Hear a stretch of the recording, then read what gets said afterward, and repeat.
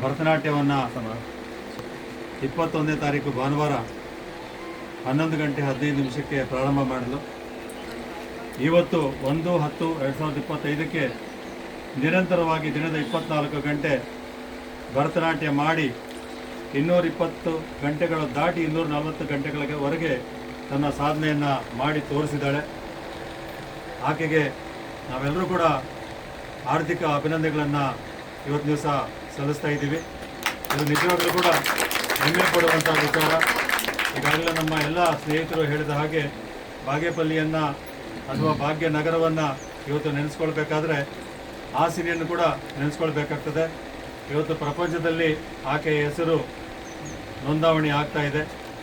ಆಕೆ ಇನ್ನೂ ಕೂಡ ಹೆಚ್ಚಿನ ಸಾಧನೆಗಳನ್ನು ಮಾಡಲಿ ಅಂತ ಹೇಳ್ತಾ, ಇವತ್ತು ಆಕೆ ಸಾಧನೆ ಮಾಡಲಿಕ್ಕೆ ನಾವು ಎಷ್ಟು ಸಪೋರ್ಟ್ ಮಾಡಿದ್ರೂ ಕೂಡ ಅದಕ್ಕೆ ಪೂರಕವಾಗಿ ಸಹಕಾರ ಕೊಡ್ತಕ್ಕಂಥವ್ರು ಕೂಡ ಬೇಕು. ಮೊದಲನೇದಾಗಿ ಅವರ ತಂದೆಯವರಿಗೆ ನಾವು ಧನ್ಯವಾದಗಳನ್ನು ತಿಳಿಸ್ತಾ ಇದ್ದೀವಿ. ಯಾಕಂದರೆ ಅವರ ತಾಯಿಯನ್ನು ಕೂಡ ಈ ಸಂದರ್ಭದಲ್ಲಿ ನೆನೆಸ್ಕೊಳ್ಬೇಕಾಗತ್ತೆ. ಎಷ್ಟೊಂದು ಖುಷಿಯಾಗಿ ತನ್ನ ಮಗಳು ಸಾಧನೆಯನ್ನು ಮಾಡಬೇಕು ಅಂತೇಳಿ ಭಾಳಷ್ಟು ಶ್ರಮ ಪಡ್ತಾಯಿದ್ರು. ನಾವೆಲ್ಲರೂ ಕೂಡ ನಮ್ಮನ್ನೆಲ್ಲ ಕೂಡ ಆಕೆ ಬಂದು ಮಾತನಾಡಿ ನನ್ನ ಮಗಳು ಕಾರ್ಯಕ್ರಮಗಳನ್ನು ಮಾಡ್ತಾಳೆ ಅಂಥೇಳಿ ಕಾರ್ಯಕ್ರಮಗಳನ್ನು ಆಯೋಜನೆ ಮಾಡೋಕ್ಕೆ ನೆರವನ್ನು ಕೊಡ್ತಾಯಿದ್ರು. ನಮಗೂ ಕೂಡ ಹೆಮ್ಮೆ ಅನ್ನಿಸ್ತಾ ಇತ್ತು. ಇವತ್ತೇನು 10 ದಿನಗಳ ಕಾಲ ಈ ಕಾರ್ಯಕ್ರಮ ನಡೆದಿದೆ, ಇದಕ್ಕೆ ನಾನು ಮೊದಲನೇದಾಗಿ ಇವತ್ತೇನು ಅವರಿಗೆ ಸ್ಥಳವನ್ನು ಅವಕಾಶ ಮಾಡಿಕೊಟ್ಟು, ನಿಜವಾಗಲೂ ಕೂಡ ಶ್ರೀಮತಿ ಅನಿತಾ ಅಂತವರು ಸಿಗೋದು ಭಾಳ ಕಷ್ಟ.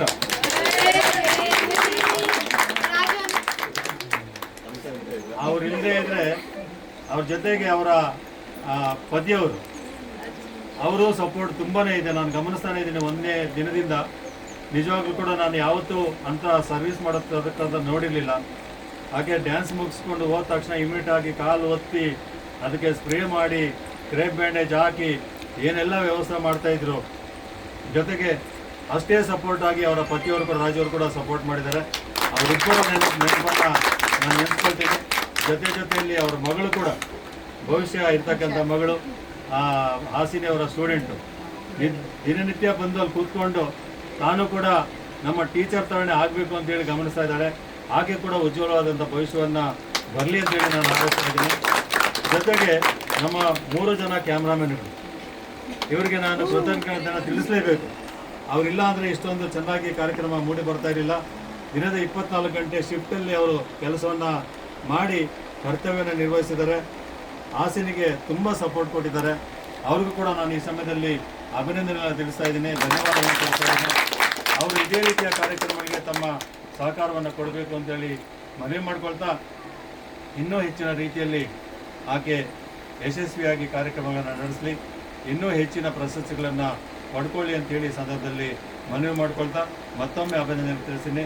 ಈ ಕಾರ್ಯಕ್ರಮಕ್ಕೆ ಯಾರೆಲ್ಲ ಬಂದು ನೋಡಿ ಸಹಕರಿಸಿ ಪ್ರತ್ಯಕ್ಷವಾಗಿ ಪರೋಕ್ಷವಾಗಿ ಸಹಕರಿಸಿರ್ತಕ್ಕಂಥವ್ರು ಎಲ್ಲರಿಗೂ ಕೂಡ ನಾನು ಹೃದಯಪೂರ್ವಕವಾಗಿ ಧನ್ಯವಾದಗಳನ್ನು ಅರ್ಪಿಸ್ತೀನಿ.